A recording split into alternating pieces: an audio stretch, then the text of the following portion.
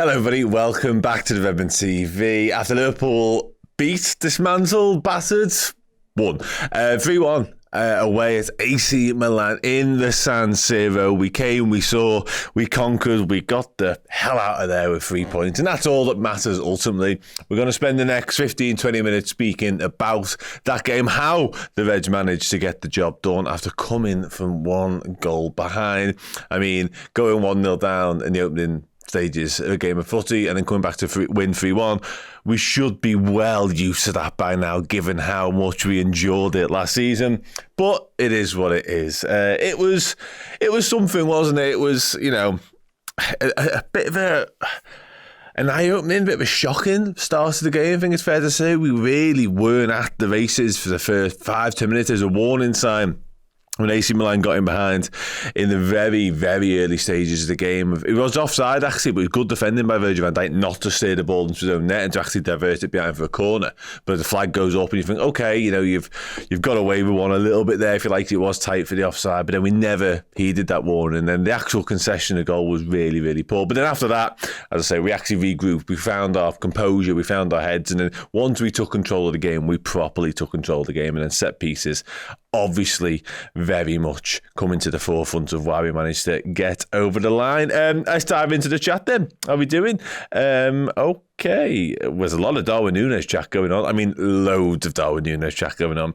Matthew Bannister is not talking about Darwin N&uacute, which is nice.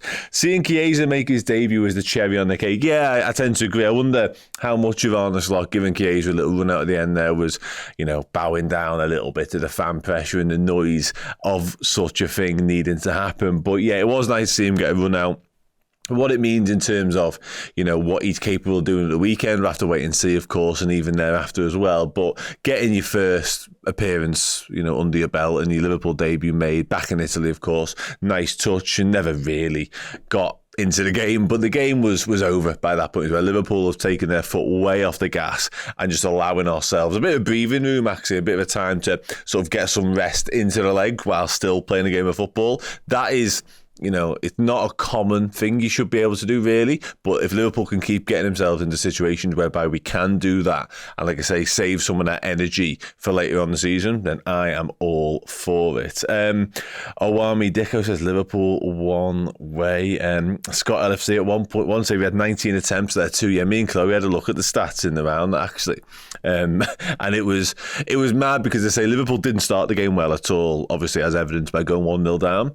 But literally, the minute we really got to grips with him, we properly got to grips with him, like flexed our muscles, showing our class. I think to AC Milan's credit, or more Rafael Le&atilde's credit, he was a constant thorn in the side. Like, he's a threat, isn't he? He's a problem for defenders. And Trent Alexander-Arnold actually defended him pretty well all night. There's 1 or 2 occasions where Le&atilde probably got the better of him, but he is a serious handful, and he was pretty much. I don't think it was his best performance by any stretch of imagination, but you can see why he is an issue for teams, basically. No problem at all, Matt. That's what we're here for. Road trip connoisseur on the performance. Great performance, completely dominated them after 15 minutes out. Sobo showed a lot of improvement. Gakpo was excellent. I ran a man of the match poll on our Twitter, and the 3 options were Gakpo, Gravenberch and Canate, because I thought all 3 of them were brilliant. Gravenberch won it, actually, because he was excellent once again. I think Gakpo is probably the pick for me. And it was a real sort of a statement performance from him as well, because he hasn't been involved heavily at all after a brilliant summer. Euros, obviously, for the Netherlands. But he was at it, like direct, making things happen, you know, getting shots away. Probably unfortunate not to come away with a goal, to be honest with you. But was very much at the forefront and at the heart of what was good about us.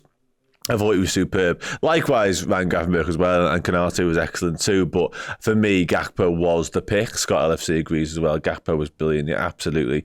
AB Leon says, first few minutes aside, we were brilliant. Yeah, I think you're right as well. Again, I think the difference, the gulfing class shown the minute. I'm not quite sure. I hope the slow, sluggish, laboured starting doesn't creep into our game again, because as much as we all absolutely adored Jurgen Klopp, I don't even like mentioning his name anymore, to be honest with you, because it's a new era now, it's a new manager. But one of the things I hope we left behind in the Klopp era, certainly from last season, was that slow start in nature, but it it was there tonight, wasn't it? So hopefully that isn't a thing that continues. Wayne Kerr, Gakpo was your man of the match as well. Yeah, I thought he was exceptional. Also quite funny. Everton got beat. See a couple of people mentioning that. John Lee, David Blackshaw says, nice to see smiles, one of our members and Discord absolute legends as well. Nice to see smiles on the faces of players and our manager. You never walk alone. Yeah, and I think that was the perfect response to what happened at the weekend, in so much as we got the job done, and it's 3 points, and it's a perfect start to the Champions League, of course. You know, a few goals along the way as well. And actually, I was bemoaning our inability to win set pieces in terms of actually winning the ball from the set piece and delivery, and not shoot from range. And both of those things were very much at the heart of why we managed to get the job done tonight. So, yeah, a real statement performance actually from the Reds.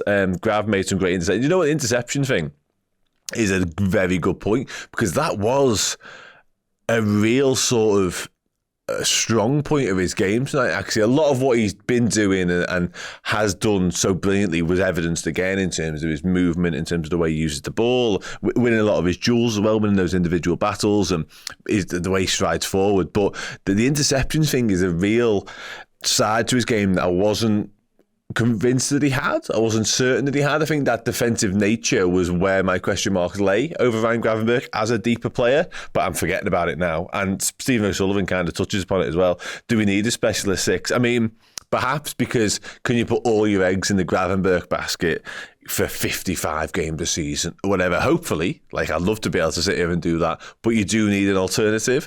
And at the minute, we're not going to dive too much into this topic right now because it's not the place for it, but I'm not sure Slot trusts the alternative to Ryan Gravenberch. We've seen Endo get fleeting minutes at the end of this game once again, but how much of him are we going to see? I'm not so sure. Tyler Morton's on the bench tonight for the first time this season. Doesn't feel like he's in the running to be an option necessarily. Obviously, we know Stefan Pagetti's out on loan as well, so I do think we do need some more cover and some more strength in that position, but make no bones about it, like, Ryan Gravenberch is passing every test with flying colours right now. Wonderful again tonight. Rashler says Canate's third goal in the Champions League. He just loves a goal away from home in Champions League. It was Benfica last time, wasn't it? Just exceptional. Bad day at the office for Jota. I see you've retracted that though. I won't go into it. Adam Harrison says Dan Gravenberch's like a new sign. Yeah, he is. And I hate, we used to say that all the time, Adam Milana. But yeah, he is. Because again, I had my doubts, I had my questions, my misgivings about Gravenberch in that role, but I've been proven wildly inaccurate because he's fucking wonderful at it. Anxiety, Darwin starts the next game, doesn't he? Perhaps. Yeah, perhaps. I think that if he doesn't, that will be the biggest indicator. If we haven't already had 3 or 4 indicators as to Slot's thoughts on Darwin in his system, I think not starting this next one would be really, like, that would be nailed on by that point for me. So I was reading one of the comments there, because Jota hasn't been at it for the past 3 games, I don't think. I'm not sure a lot of what he's doing is adding really to what we're trying to do as an attacking force. Thought he was okay tonight. Quite unlucky not to score, actually, Mike Mannion, in the incident whereby he finally, eventually, actually went off after being down about 65 times previous. But Jota does, he could dink him, possibly, but he does almost everything right there, slides it under him. It's actually his trailing leg that stops it going in. But, yeah, I'm not sure about Jota at the minute is what I'm trying to say. And I think he probably could do a bit of a rest, based on form, actually, more than actual fitness. And I think Núñez, it's probably time at the weekend. Bournemouth, how they approach that might not help necessarily. It could actually hinder a little bit if they sort of copy the mould and the blueprint that Nottingham Forest left behind. There's a low block and no spacing behind for Darwin, all that sort of stuff. But I think to round off that point, I would be going with him, because I think it's probably time to see what that looks like. And you've got Jota on the bench, and Chiesa's got some minutes now, so you've got options. You know, one of Diaz or Gakpo's going to be on the bench, which is an actual proper headache after the way Gakpo played tonight. Like, Diaz has been in brilliant form, and Anxiety touches on this here. We can play Diaz in the middle and Cody on the wing if we want. I'd probably flip reverse that, but your point is a proper one, because they are 2 seemingly banging form players right now, and if Jota and Núñez aren't at it, maybe you could do something with them 2 as middle and wing and swap them over a little bit, make them interchangeable. I'm not sure. The problem is, and it's a nice problem to have, is I think in an ideal world they'd both be playing on the left wing, but of course that is impossible. Wayne Kerr says Diaz can play on the right, give Mo a rest. I don't think we'll be resting Mo, to be honest with you. I really don't. I've seen a couple of people talk about Dom Szoboszlai. I'll dive into the Twitter chat as well while I'm speaking. Just see what Paul's got up here. Right, let me just press on our profile. Yeah, a lot of people talk about Dom Szoboszlai and his performance. Obviously, gets a goal tonight to add to the Ibu Konate and Virgil van Dijk. Towering headers. Absolutely phenomenal headers. But Szoboszlai, again, just left a lot to be desired, I think. I'm not Paul. It might be a different Paul. I thought he was good. I do. I think once or twice the problems from the weekend are evidenced in terms of like just choosing the wrong decision, not executing the right pass. There's a couple of moments whereby it really opened up for us, and Szoboszlai just didn't quite get that ball right, the final decision or what have you. But one thing you can never really question, and I touched upon it pre-game actually, is that work rate, is that desire, is that engine. He presses like it's an absolute like, you know, unreserved. This is your starting point as a Liverpool footballer. You have to press the life out of the opposition. He's taken that and ran with it quite literally. Just sensational at it. I love that about him. And that, for me, and obviously that was a prerequisite with Jurgen Klopp's side. It feels like it's similar with Slot. That might be the thing that gives him the edge when it comes to conversations around his starting place and that. I think that willingness and ability to do that from minute 1 to minute 90 is one of Szoboszlai's key traits. And the fact he's a very, very technically efficient footballer on top of it, I was going to say wonderful, but I've held myself back a little bit because he hasn't quite been at it. But I thought he was good tonight, I do. And he was definitely better than the weekend. Like, let's be frank about it. It couldn't be much worse than the weekend, could it? Because he was miles off his usual levels. Then, let me get on this Twitter chat 1 second, sorry. Talking Ball says, interesting enough, Slot doesn't substitute. You know what? It felt like at one point tonight it wasn't going to make any changes in that midfield three. And I just thought we're just going to see those three play every minute forevermore. Like, I don't know whether he's so in love with them that he can't see an alternative, or whether the options just aren't there for him right now, or the options that he feels are adequate aren't there to him right now. Curtis Jones doesn't come on tonight, of course, which is something. Like, is that a fitness thing? Is it an up-to-speed thing? We'll have to wait and see on that, of course. But I think the West Ham game does present a viable opportunity to get a proper look at some of these lads in terms of where they're at in terms of their physicality and their fitness, but also where they're at in terms of understanding what Arne Slot wants from them. I'll dive into the Twitter now. Bogot858 says, good game overall, still work to do when we were in possession, but we reacted well to a very poor display and played some nice football. Certain individuals prove they've got what it takes after some doubts. We can't be pleased. Yeah, I assume they're talking about, he's talking about Cody Gakpo and the doubts. I never really got on board with the doubt in Cody Gakpo, to be honest with you. I think he's a very, very intelligent, very good footballer. It's just finding a spot for him's proved difficult during his time at the football club, it feels like. We signed him obviously predominantly as a left winger. We tried to get him into the centre forward position, sort of following Bobby Firmino's footsteps a little bit because he had similar attributes, and then we shoehorned him into midfield, which just never worked. But I think if we can get him enough football as an absolute out-and-out left winger, hell of a talent. Like, we see, you don't go away in international duty, whatever you think about international footy, and be the star of the Dutch side time and time again, and sometimes even the star of the tournament, without being a top level footballer. And Cody Gakpo does all of those things. Glyn says, the Reds comfortably win and the Ev crash out of the cup. Great night. Yeah, absolutely. I'll do for me. It's a shame United got through. I know they were playing Barnsley, so kind of whatever, and kind of expected, but it would have been nice, wouldn't it? Just a real cherry on top of that already lovely cake. I mean, I'm not going to read that Twitter comment. That's just unfair. Okay, I'll read this one. Brendan McCulloch on Twitter says, Gakpo was superb. Ibu was outstanding. Fine with those two. No issue whatsoever. You'll never guess who the third one was. It was Kostas Tsimikas was solid. Okay. I mean, the goal for AC Milan. Tsimikas, rightly or wrongly, I can't let you decide. For me, probably wrongly, goes to try and win a header that he's not just second favourite for, he's probably like third or fourth favourite in a 2-horse race. He's never going to get there. And not only does he never going to get there, but he never even gets close to getting there. Like, I don't mind if you compete and lose a header. I'd rather you didn't. I'd rather you competed and won the header. But he's gambled, and he's gambled so high up the pitch. And Liverpool were trying to press high early doors. We tried to do that all night long, really, but certainly in the opening stages. And AC Milan, to their credit a little bit, kind of played above and beyond that. And the minute Tsimikas decided he was going to try and win it and doesn't, there's a major problem. Virgil van Dijk does similar, actually, in the build-up to the goal and just completely isolates Ibou Konate, who's running back to his goal. He's got a man over his shoulder. He's got a man near him. And Pulisic has just got a free run essentially at our goal until Tsimikas gets somewhere near back into the vicinity. Tsimikas, to be fair, tries to put a bit of pressure on Pulisic right at the last second, but it's too late by then. And it's a good finish, to his credit as well. But I think, Tsimikas is shooting, somebody mentioned here, Wayne Kerr mentioned it. that needs binning off. Did he have 3 efforts tonight? One of them, the first one, is woefully bad. Right foot, it's awful. He has a decent-ish left-footed one and tries to look again later on. That probably does need to stop happening, to be fair. But I thought he was okay. I did. I sound like I'm being really critical of it. I thought he was okay.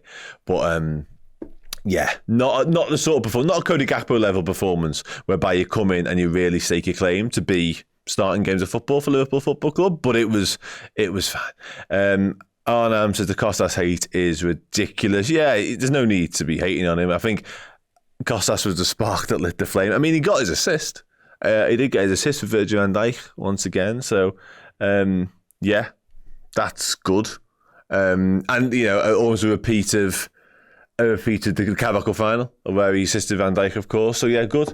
And again, I think dropping into games like tonight and allowing Robertson time to rest and recover is massively important. These are exactly the sort of games and occasions, certainly if you can come through unscathed and get your 3 points and get out of there, whereby you need Kostas Tsimikas for, because again, it gives Robertson time and it lets Robertson be the best version of Robertson when he needs to play. He was just okay, nothing more, nothing less. Taylor McIver, sorry. Imagine how good this team will be when they're all doing what the manager asked of them. The future is bright. The future is red. Okay, I quite like that. Ultimately, because there's clearly still sort of cracks to be ironed out in this Liverpool team right now. I think it's fair to say. You'd have to say, and again, it kind of rings true for the lads on the bench, lads on the fringes. We don't know what that looks like when they're asked to do a job as of yet. So that'll be interesting. That West Ham game might be the time whereby we see and get some of those questions answered.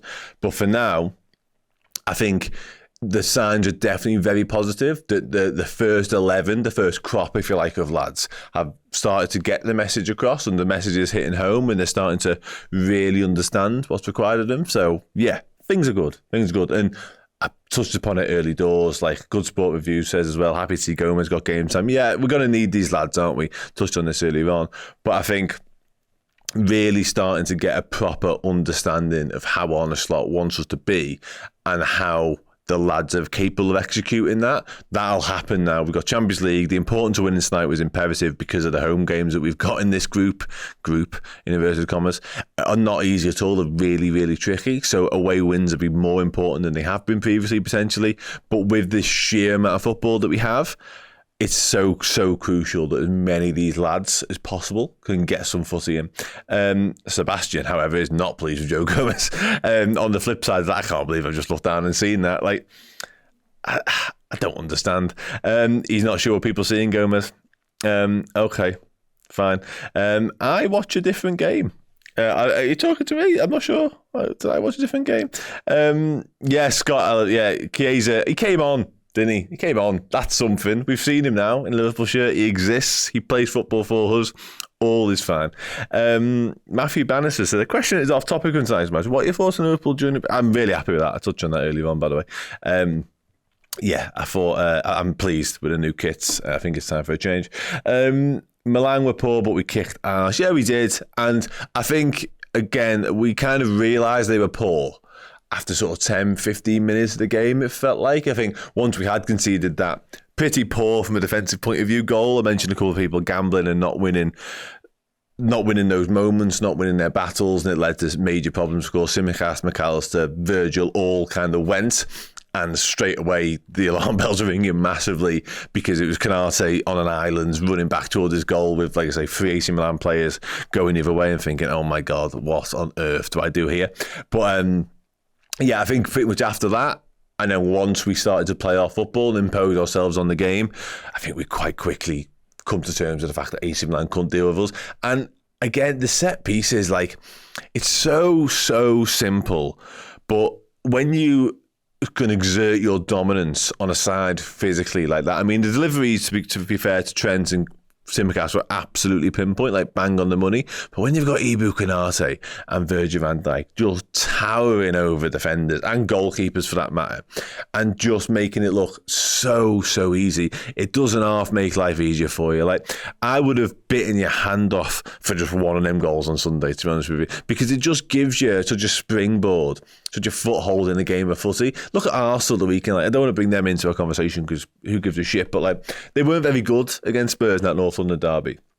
But because they have this ridiculous set-piece prowess that they manage to get over the line, it can genuinely be such a difference maker. Like, we all love watching like tiki-taka football whereby Liverpool put 30, 40 passes together and it ends in a beautiful Mo Salah finish, like boss. But sometimes a good old-fashioned corner or free kick and a big centre-half heading it in its simplest term, football can be just so beautiful. I'll start to wrap up the show now, but I'll go through the last few comments if possible. William Walger says, need to be sharp in front of the goal. Yeah, possibly. Salah was unfortunate, hit the bar and literally the underside of the bar on one occasion. Then it hit like Maignan foot and went out. He perhaps could. It looked as though towards the end of the game, people may disagree with me on this, but it looked as though Salah was almost too desperate for a goal. Like, he was taking on stuff, and there was a moment, actually, I think the second time he hits the bar, he could have laid it off for like a Gravenberch perhaps, or Szoboszlai.